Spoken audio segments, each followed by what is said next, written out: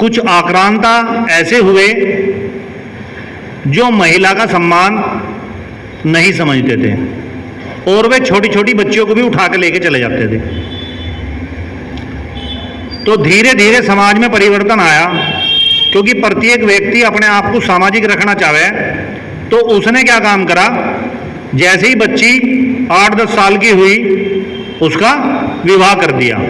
तो रूढ़िवादिता वहां से आ गई।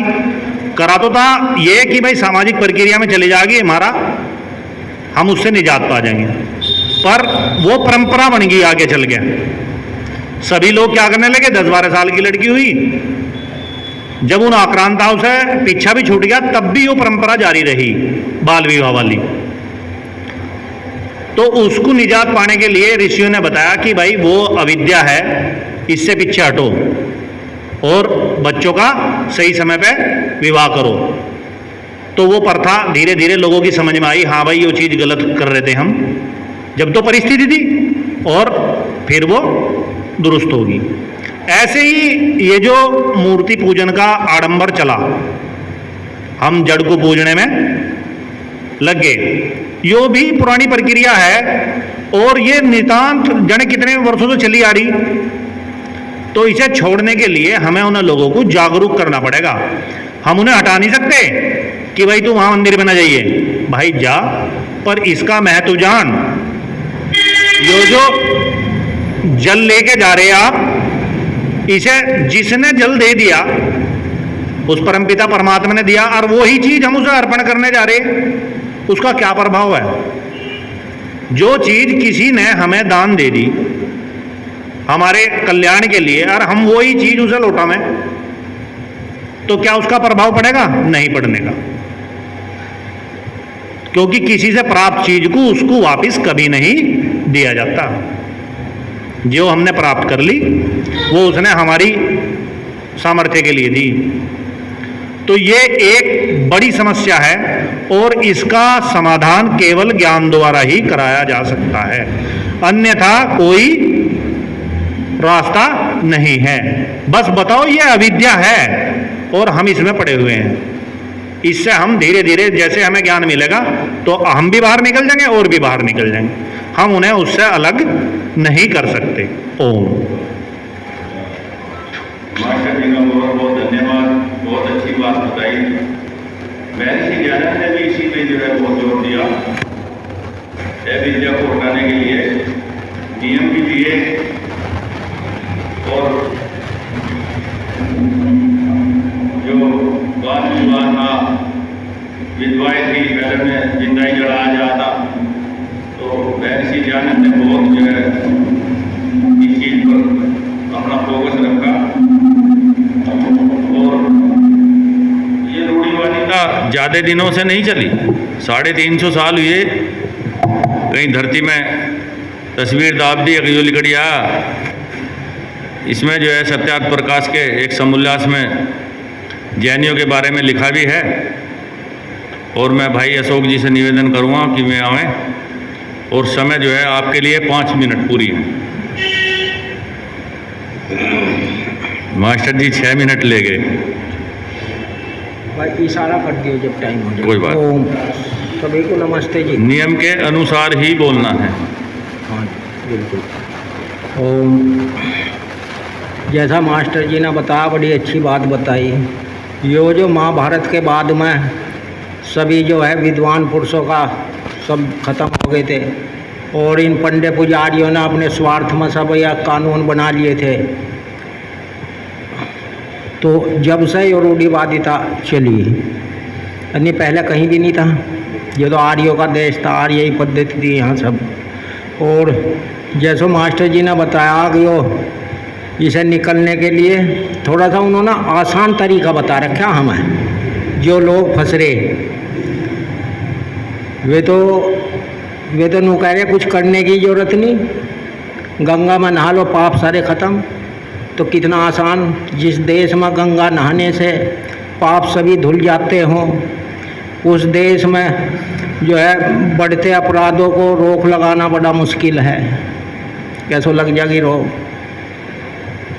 जिस देश में मत और पंथों की ही खुली दुकानें चलती हों, तो वहाँ पर जो है वेद के गीतों का ढोल बजाना बड़ा मुश्किल है। जहाँ ईश्वर ही ग्वाला बन करके गोपियों के साथ में रास करे, वहाँ टीकम चरित्र के उज्जवल भविष्य का दर्शन पाना बड़ा मुश्किल है। तो उन्होंने रास्ता ऐसा नेड़ा बता दिया, उसमें लोग फंस रहे। ओम बता दियो जी जब टाइम होगा। बावरे मनवा क्यों न प्रभु की याद आती है, प्रभु तो अपना साथी है। बावरे मनवा क्यों न प्रभु की याद आती है, प्रभु तो अपना साथी है। ममता की लड़ी तो टूट जाती है,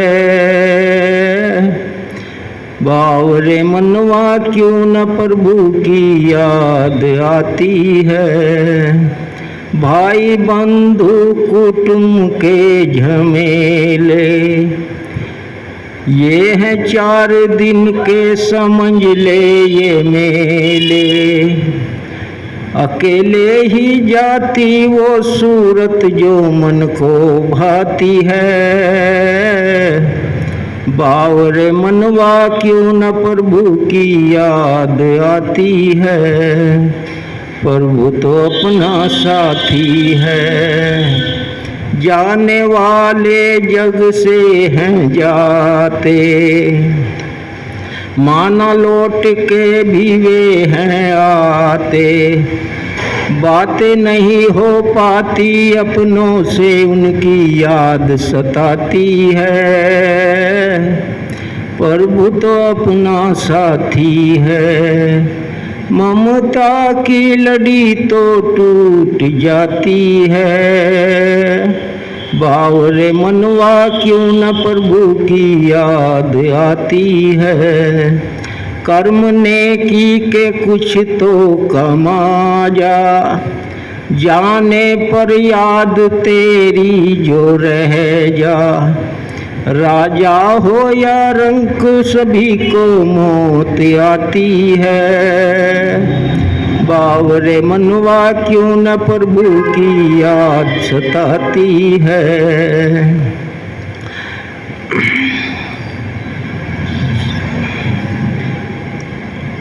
आने वाला समय ना टलेगा, धर्म ही तेरे साथ चलेगा। जलेगा कर्मठ दीप जब तक तेल और बाती है, बावरे मनवा क्यों न प्रभु की याद आती है, प्रभु तो अपना साथी है। ममता की लड़ी तो टूट जाती है, बावरे मनवा क्यों न प्रभु की याद आती है। अच्छा नमस्ते जी। ओम मास्टर जी आएंगे, राजीव मास्टर जी। अशोक जी ने एक चूक की, मैंने कहा था कि पहले नियम बोलो और उसके बाद में जो है बताओ, इन्होंने नियम नहीं बोला।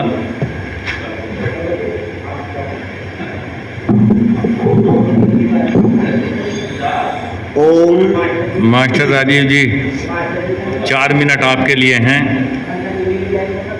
इससे पहले ही नहीं मर जाता तो अच्छा है। परमात्मा का मुख्य नाम ओम है, उसका स्मरण करेंगे।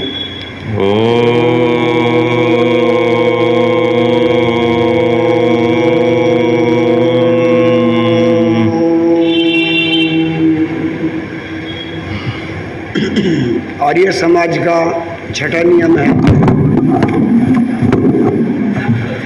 संसार का उपकार करना इस समाज का मुख्य उद्देश्य है, अर्थात शारीरिक, आत्मिक और सामाजिक उन्नति करना। शारीरिक उन्नति के लिए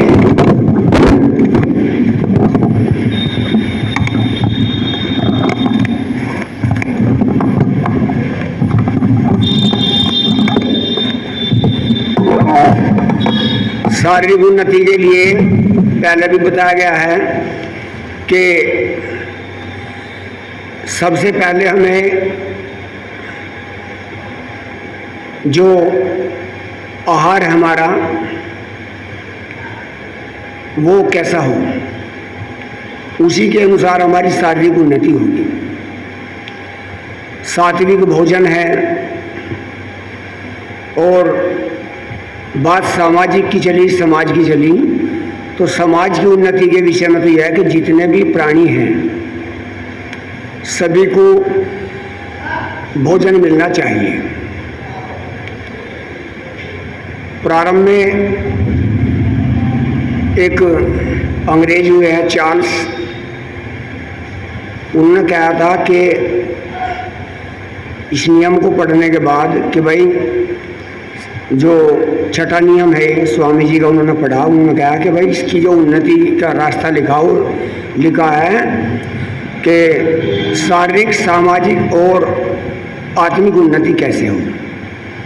तो उन्होंने कहा जब इस देश की सत्ता सभी के लिए रोटी, कपड़ा, मकान, दवाई और शिक्षा ये सब फ्री कर दे तब सबकी उन्नति होगी। तो बात बहुत अच्छी थी उनकी। प्रत्येक जीवधारी को भोजन की आवश्यकता है तो सरकार फ्री कर दे। प्रत्येक जीवधारी को रहने के लिए आवास की भी जरूरत है, वो भी फ्री कर दे, आवास बना कर दे सरकार। तीसरी कि सभी को शरीर में कुछ ना कुछ विकार आते हैं, औषधि की आवश्यकता है तो उसके लिए दवाई फ्री करे। प्रत्येक जीवधारी को वस्त्रों की भी आवश्यकता है तो वस्त्र भी फ्री करे। और कोई व्यक्ति बेवकूफ़ ना रहे तो उसके लिए शिक्षा भी फ्री कर दी जाए। छोटी छोटी रियासतों को जोड़ के उन्होंने सुझाव दिया। तो उन्होंने कहा कि जो स्वामी जी का छठा नियम है, यदि ये चीज़ फ्री हो जाए तो ये हमारे शारीरिक, आत्मिक और सामाजिक उन्नति हो सकती है। ओम।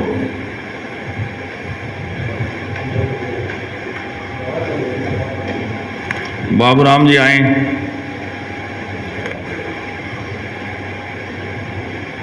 मास्टर जी का धन्यवाद।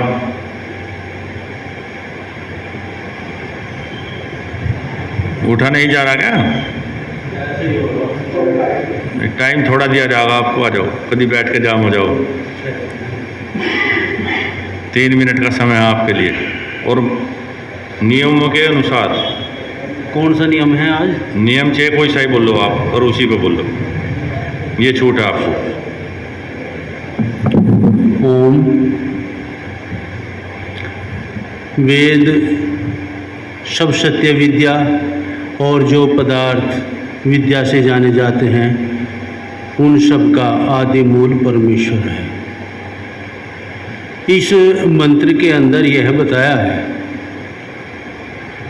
कि जितनी भी सत्य विद्याएं, जितनी विद्या का मतलब मनुष्य मात्र के, जीवों मात्र के कल्याण के लिए जो भी ज्ञान विज्ञान इस संसार के अंदर है वह सब ईश्वर कृत है, यानी कि ईश्वर के द्वारा मनुष्य को दिया हुआ है।